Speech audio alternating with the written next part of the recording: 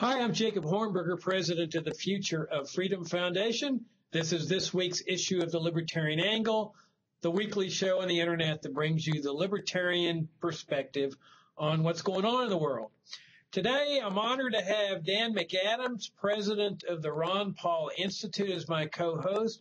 We're going to have a conversation that's going to be sort of a wide-ranging conversation on libertarian issues.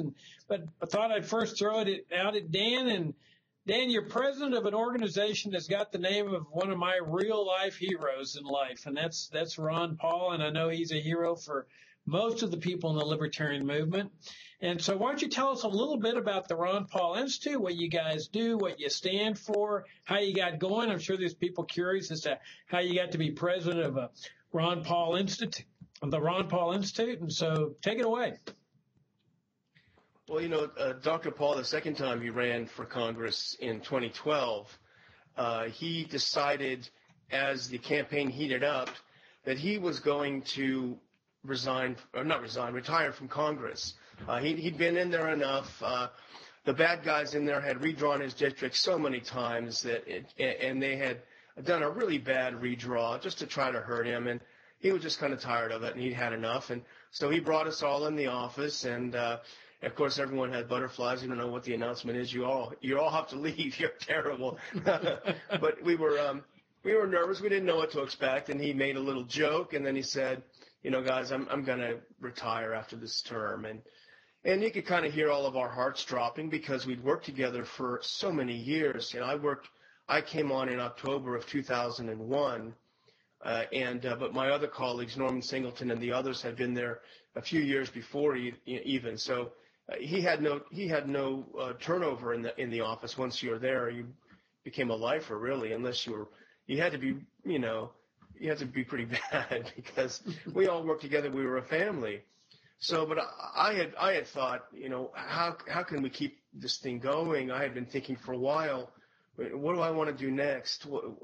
How can we build on what we've done for so many years? And I'd actually been even talking to my good friend Lou Rockwell, who's on our board. We're happy to have just kind of running ideas by him. And so I came into his office one day and said, "What do you think about doing this, Dr. Paul, when you finish?" And of course, he hated the name because he didn't want it to be called the Ron Paul Institute. He doesn't like having his name and having that kind of attention, but it has to be the Ron Paul Institute. It has to be building on his work in not just foreign policy, which is very important. A non-interventionist foreign policy is absolutely key to not only our foreign affairs, but it's also key to our economic well-being. As Jacob, nobody knows this better than you do. But not only that, but also civil liberties, which have been under threat. Certainly it's accelerated since 9/11, but we've had a kind of a century of our civil liberties being undermined. So those are the two primary focuses of the Institute. But as you know, and the Future of Freedom is great at this as well, there's so much intersection. You can't not talk about financial policy, economic policy when you talk about war. You have to talk about the Fed and how the Fed enables us to have the warfare and welfare state that undermine us. So there's a lot of nexus in what we do in all of these things. So that's a thumbnail sketch of how we started. Yeah, it was always great having you guys up there in Washington, and I know you and I had some interactions up there, and it was a real inspiration that there was this voice of reason coming out of Congress, and you could always count on Ron to make the right stance, and it was really encouraging. And so, yeah, I was a little bit downcast when he said that he was retiring as well, but that was counterbalanced by the fact that you guys put this institute together. I was really excited about it, especially the name. I mean, of course, the Ron Paul name, but I loved it's not just the Ron Paul Institute. It's the Ron Paul Institute for Peace and Prosperity. And I thought that's a really courageous thing to do because you're going to be talking about foreign policy, which, as you know, is not the most popular thing, especially among conservatives. I mean, most conservatives, unfortunately, are still in the interventionist camp. That's my opinion. You may disagree with that. But you guys, are taking that principle stance against foreign interventionism, and you're linking it in with prosperity in the name. And this is what so many, even libertarians, don't get, the interventionists within the libertarian movement. And unfortunately, it's a fairly large crowd of people that they came in from the conservative movement, and they call themselves libertarians, but unfortunately, they've never been able to let go of their conservative positions on the national security state empire. But they don't see that integral to this is the spending aspect, the debt, the inflation, the debasement of the currency, that it's not just the welfare state that's bankrupting America as it has in Greece. It's the welfare state too. And you guys seem to get that, or you do get that perfectly. Absolutely. And you know, Bumper, one of the great inspirations I have when I was thinking about how would I want the Institute to look, how might I best reflect what Dr. Paul's wishes are, is really an amazing conference that the Future of Freedom Foundation put on in I think was probably the mid-2000s, was it? Yeah, up in 2007 Washington? and 2008. Yeah, 2 conferences. And it was so incredible because you brought together people from the left and the right, a broad, wide range of people to discuss some of these critical foreign policy issues. And that really inspired me. And that together with after the first campaign, when Dr. Paul got the 4 members of the so-called minor parties together, from Cynthia McKinney on the left to Chuck Baldwin on the right, to agree on some basic principles. And it seemed at the time, because of those things, this had to be a beyond left-right coalition. This is not right libertarians, left libertarians, right or left.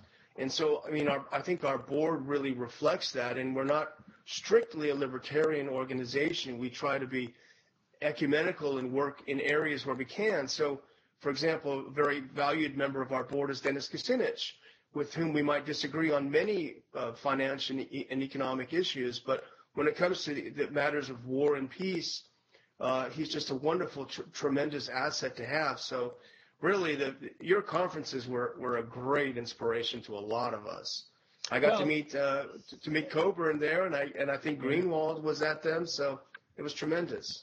Yeah, you could really feel the excitement at those conferences, and Kucinich is fantastic on these issues of war, and you know, we got really criticized by some of our supporters for having the leftists there. They didn't get it, they didn't understand, and of course this is all the post 9/11 environment. We're taking a stand against foreign interventionism and the invasion of Iraq and the mass killing in Afghanistan. That was not the most popular thing in the world, as Ron found out when he brought it up in that famous presidential debate and brought up the non-interventionist position, and Giuliani and the rest of that ilk jumped all over him.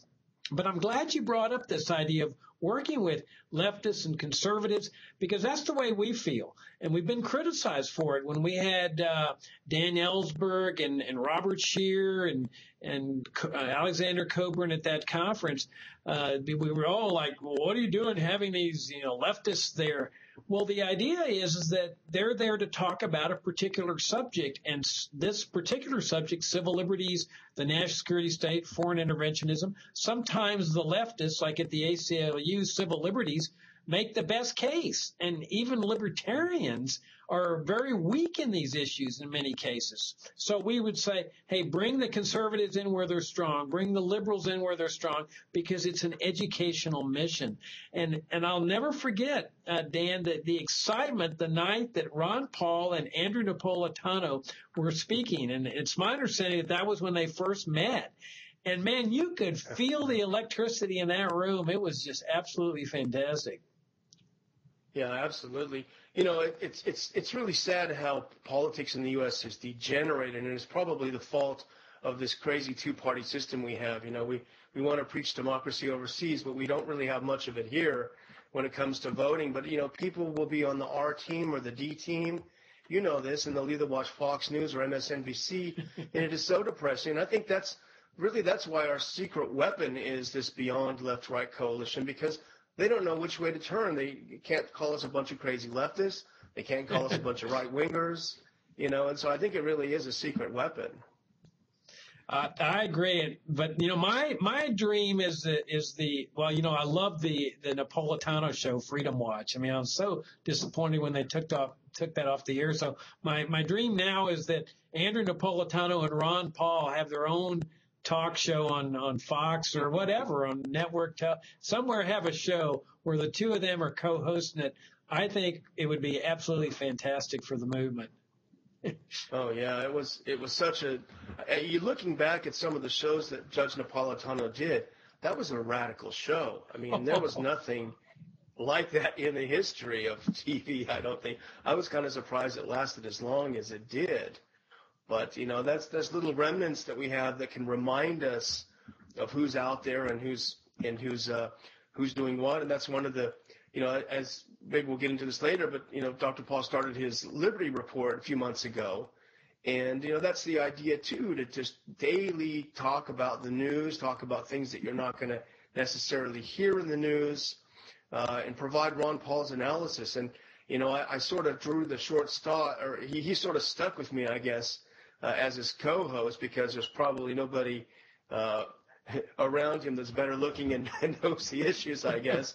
But for me, it's such a treat to sit next to him because we'll be talking about some issue that you wouldn't necessarily tie to the philosophy, and he ties it together, and it's a learning moment for me when I'm sitting there, especially the ones that I don't focus on as much. So it's such a treat, and so I think that's what he's doing now. He's just starting the show and he's building it, but I think that's his idea as well.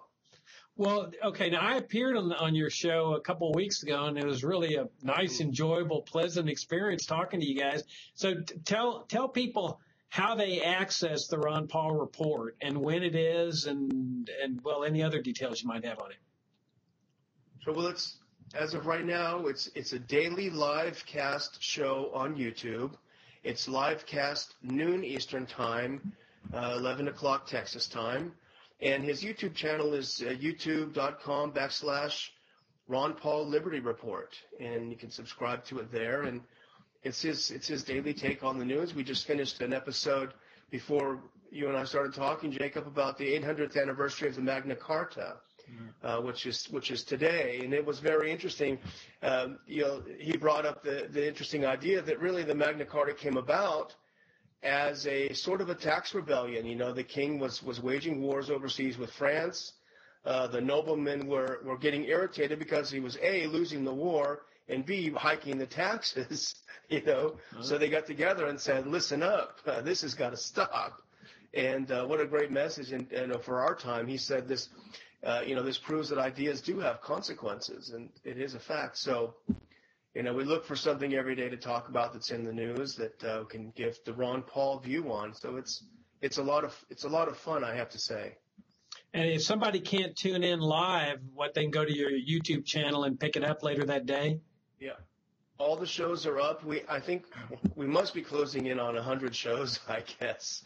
It just keeps adding up. We're getting a lot more subscribers, which is really nice to have. And Dr. Paul will be putting up his own website soon, ronpaullibertyreport.com, and that will have all the shows, plus things from our contributors, from our friends, from bloggers that Dr. Paul thinks are interesting. So that's coming up in a couple of weeks. We'll finalize the website. So, and this is separate from the Ron Paul Institute. This is his project, but there is so much cross-fertilization. We love to put up the videos that are relevant to our issues on the Institute website to make sure that it has the broadest audience. So it's all about the message and spreading the message. Oh, absolutely. And we link to y'all stuff all the time in our FFF Daily. But let's talk about the substantive issues like foreign policy. I mean, Dan, what do you make of it? I mean, to me, the fact that President Obama is now sending troops back into Iraq, even when he was just bombing ISIS and stuff, you couldn't find a better example of what a failure the whole invasion and occupation were. Because if they'd been a success, they wouldn't have this need to go and start killing more people. So it's obviously a fiasco. Afghanistan's turned out to be a fiasco. I mean, these troops, in my mind, these troops have really just died for nothing. And a lot of people in Iraq and Afghanistan died for nothing. And yet the interventionists just, they won't let go. They keep doubling down, with Yemen and Syria and Africa. Now they're provoking Ukraine. They're provoking trouble with China. I mean, what does it take for people to finally say that this philosophy of foreign interventionism and empire just produces nothing but disasters?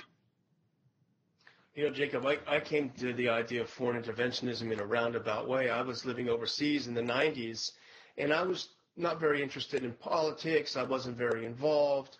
I was doing a lot of work with human rights in the Balkans and doing a lot of writing and journalism. And I knew things were heating up, and I knew the U.S. was about to bomb Serbia and Yugoslavia.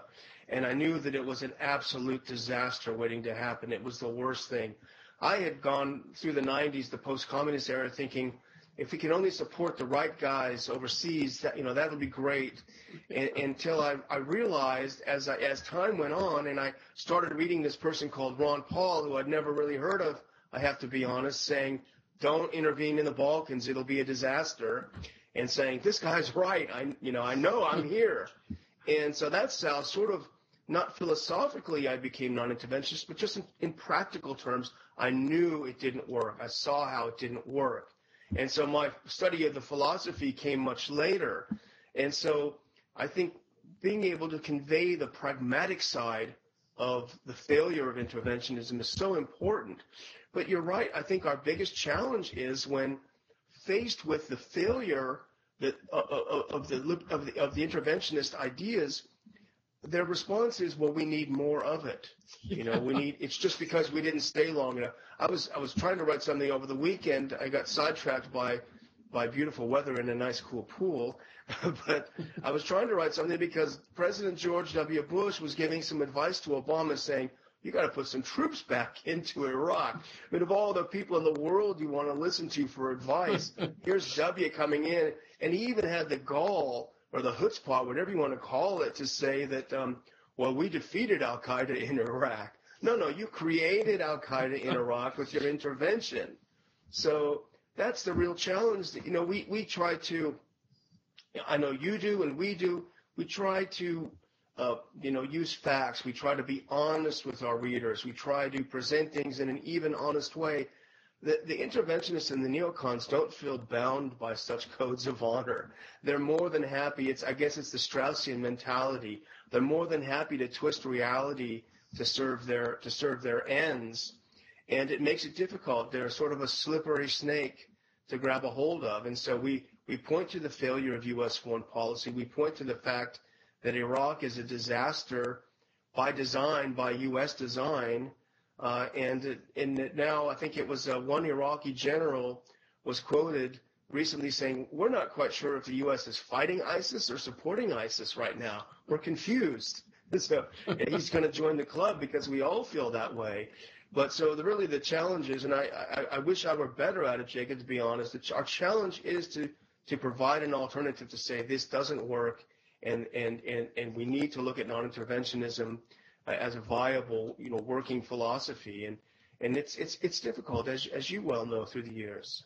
Oh, it's extremely difficult. I think it's the toughest issue of all the libertarian issues, because we've all grown up with this great big standing army, with this overseas bases of military bases, this philosophy that the U.S. government should be the policeman of the world.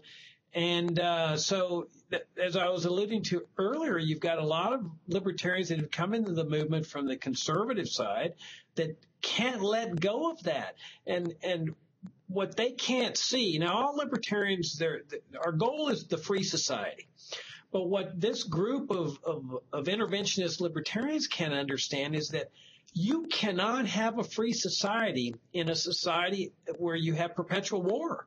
And that's really what we're living under. It's perpetual war. That's what they've told us with the war on terrorism. But you see it even with all the crises. The crises never stop. Now they're provoking one with China. We'll talk a little bit about Ukraine because you guys played a leading role on that one. But everywhere is just a crisis, crisis, crisis. And you can't have a free society, primarily because of the infringements on liberty that come with this constant environment of war and conflict, but also because of what they do to our monetary system. And that's where it seems to me that the libertarians that haven't yet grasped the critical importance of a non-interventionist foreign policy, that just hasn't hit them yet. And I wonder if it's some sort of a macho thing, the idea that if you're pro-peace, you must be wimpy or something. But I can't imagine anything weaker. If you want to talk about weakness, I can't imagine anything weaker than having a totally debased currency and the U.S. being forced to act at the will of another country who would probably be hostile because they probably would have been under our boot for a number of years. So they're not going to feel very charitable when they get the upper hand. I can't imagine anything weaker and wimpier than to have our economy completely destroyed because we've squandered all of our capital on investing in the military, industrial, national security complex. Well, right. I mean, I've gotten to the point where, to me, it's not even enough to argue just for a non-interventionist foreign policy, because I think while that branch is huge, I really think the root of it is the abandonment of our founding principles against standing armies and the intelligence establishments, the whole national security establishment that was grafted onto our governmental system after World War II. As far as I'm concerned, as long as you have this apparatus intact, you're going to have foreign interventionism, foreign empire, and so forth. I mean, I really like the Swiss model. I don't like their conscription, but they are totally defense-oriented. Nobody jacks with them. Nobody says they're wimpy, and they have a very strong policy of defending the country, but don't get involved in all the conflicts. Would you address Ukraine a little bit? Because you guys have caused some flack, unjustifiably, in my opinion, for suggesting that the U.S. was behind this. And like with all covert operations, the CIA is going to keep their role secret. But it seems to me that their fingerprints are all over this. The same modus that appears in other CIA interventions in history exists. Interventions that they denied when they were taking place, but then later acknowledged that they were taking place when the evidence came out. And you guys have taken a very courageous role in this, saying that this has all the manifestations of a U.S. regime change operation. And I agree with you. I think that when NATO started pushing down there, it was designed to create a conflict. I mean, it doesn't take a rocket scientist to figure out that Russia was going to finally react as NATO was approaching closer and closer to its borders. So what do you think on that? Well, I think it's absolutely not able to be questioned that the U.S. played a major role in the Orange Revolution of 2004. Going back to how you started it, though, I like that, because who but some sort of crazed left-wing ramparts type kook would have accused the U.S. of overthrowing Mossadegh 20 or 30 years ago. But now we know, because of declassification, that was exactly what happened. And Jacob, you're an expert in Latin America and the U.S. roles in the coups in Latin America in the 80s and all of these things. So there's the things that only the radicals would have said now are absolutely accepted wisdom, because we know for a fact. Well, we know for a fact that the U.S. was involved in 2004 in the Orange Revolution. We wanted to put our guy in power, and so they fomented a coup. It was pretty obvious at the time, because Ukraine is one of the most impoverished countries in the world, and all of a sudden these massive flat-screen TVs, which were not cheap in 2004, appeared on the square with all of these orange color-coded signs and things. They didn't come from the sign fairy. They came from the U.S. taxpayer. So we know that happened. They overthrew Yanukovych, interestingly enough, and put in Yushchenko. Yushchenko was a U.S. puppet. He was also an absolute corrupt disaster. As soon as the people could vote again for president, they voted for Yanukovych, the guy who they'd elected the first time. And this went up all the way up until this past year, when the U.S. was fomenting a coup. And I would say that it really wasn't so much a secret CIA coup. I think that certainly there is a lot to the CIA being involved, but I think it's evolved now to where the State Department and USAID are very, very active in these different kinds of coup. And we saw in Cuba a few months ago, if you remember, the USAID set up a fake Twitter to try to suck the Cuban youth into overthrowing Castro. So they don't give up. They do it more openly now. In Ukraine, what happened is you had a lot of training programs. You had a lot of U.S. government-funded NGOs, and they would take a lot of these young, impressionable young people who, many of them I'm sure had the best of intentions, and they came over and they were trained on how to use social media devices, how to use Twitter, how to use other ways of mobilizing people into the square to get these things done. And it's all documented. This is not any kind of conspiracy stuff here. You can see it in the State Department's own reports of their own programs, what they did.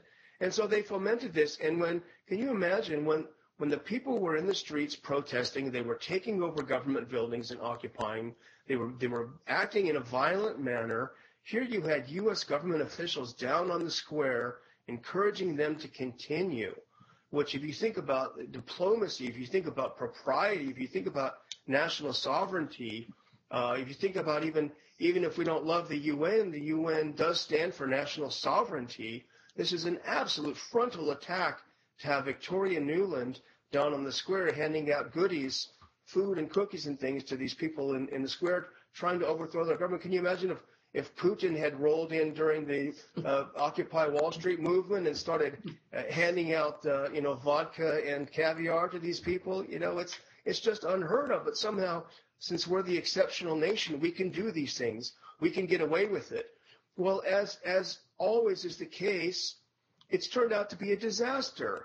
The eastern part of the country, the southeastern part of the country said, hang on a minute, we voted for this guy that you overthrew. We're not going to accept the fact that you overthrew him.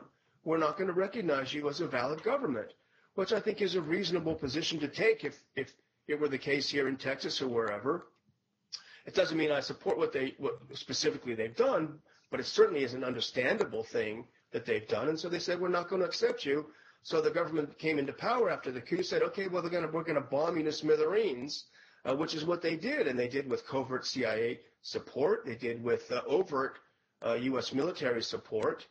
And is there a geopolitical issue? Certainly there is. They're right next door to Russia. Russia is, I think, justifiably worried about having a NATO base literally on its border, as the U.S., even in the post-Cold War era, would be concerned if all of a sudden the Chinese started building a nuclear missile complex in Tijuana.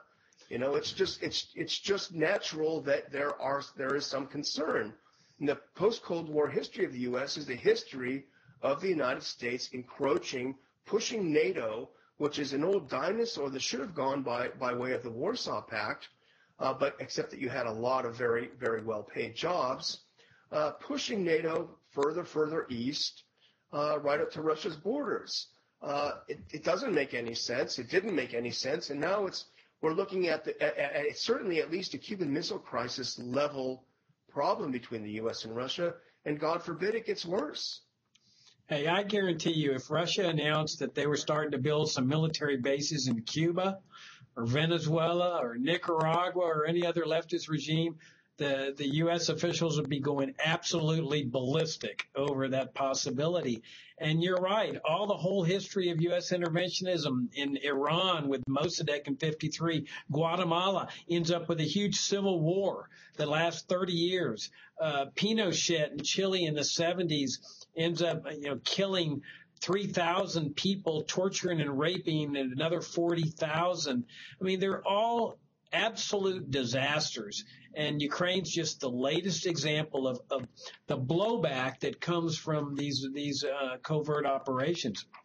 In the time we have left, I do want to say a little bit about the work you guys do on civil liberties and privacy and the NSA, because we're on the same page on that issue too. So give us your take on those issues, along with the drug war as well too. We're all on the same page on that one too. Absolutely. Well, my colleague, Adam Dick, we worked together for about 10 years in Dr. Paul's office. And Adam handled a lot of the civil liberties issues, and some of them we worked together on. And so thankfully, Adam is with us in the Institute, and he does a lot of writing on the drug war, which he feels very strongly about.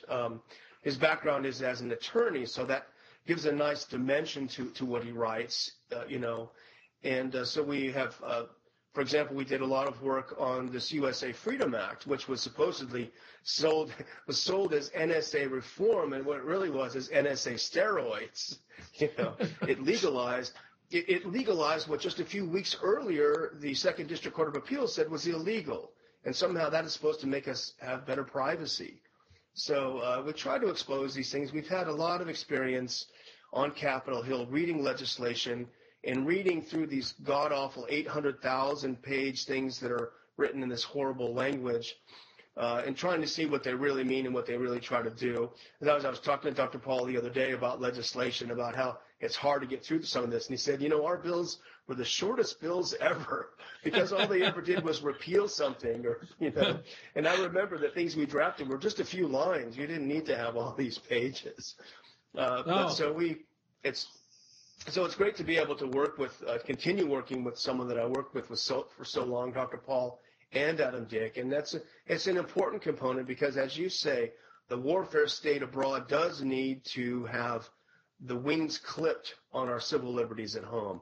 And it uses propaganda, it uses legislation, it uses intimidation, it uses a militarized police force, increasingly militarized police force, and slowly but surely these things are ebbing away. But if I can sound a tone from Dr. Paul's voice, I can hear it in my ear right now. We have to be optimistic. It doesn't take a majority.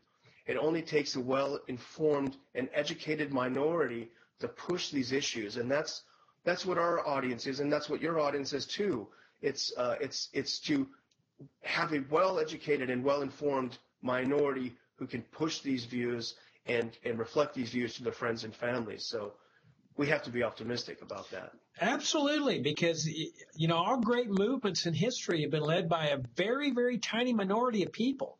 And I think that when you reach that critical mass of educated, committed, passionate people who want a free society, that brings about a monumental shift in society in a way that we can't even foresee. But it certainly doesn't entail convincing people in Washington or convincing even a majority. You can reach this critical mass that can be significantly less than a majority. And I agree with you about Adam's work. I mean, I love his stuff. He's got great pieces on financial privacy, about the structuring laws, the bank structuring laws, the asset forfeiture. He's doing fantastic and courageous stuff on that. And I love that word repeal. I mean, when they talked about letting the Patriot Act just go, I mean, I love that because there's the thing in Washington is always about reform this, and in the conservative movement, reform this, reform that. We love the word abolish and repeal and let lapse and sunset and so forth. In any event, that's our show. We're running out of time. Dan, it was great visiting with you, and keep up the great work. Well, Bumper, it's been an honor, and you've been my inspiration for a long time. So what a treat to be able to join you today. Well, hopefully we'll have opportunities to work together again. That's one thing nice about this freedom movement. It's not just what we're doing, but it's the friends that you make along the way. And it's been great to work with you guys on this and to be your friends in this movement. And hopefully we'll see some really positive results come out of it. At the very minimum, it sure seems that the movement's growing, and that's exciting. So thanks again, Dan. And this is this week's issue of the Libertarian Angle, and I'll see you next week.